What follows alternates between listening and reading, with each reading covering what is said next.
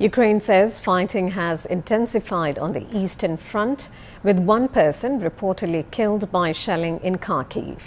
Ukrainian forces have also reported a gradual advancement in the Bakhmut area. Russian forces say they have repelled attacks near Lyman and the Donetsk region.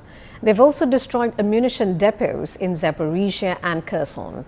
Russian President Vladimir Putin says the Ukrainian counteroffensive is not succeeding and Ukrainian forces have failed to break through Russian defenses. He also said in an interview that Russia has a stockpile of cluster munitions and will use them if necessary. Dasha Chernyshova reports from Moscow. Russian President Vladimir Putin has said today that Russia has the right and will reserve this right should Ukraine be using the cluster munitions in the area of special military operation, then Russia will do the same. I'd like to note that the Russian Federation has a sufficient stockpile of different types of cluster munitions. Different types. We haven't done this before. We didn't use them and we didn't have to despite of a known lack of munitions for a certain period of time. We didn't do it. But of course, if they are used against us, we reserve the right to take reciprocal action.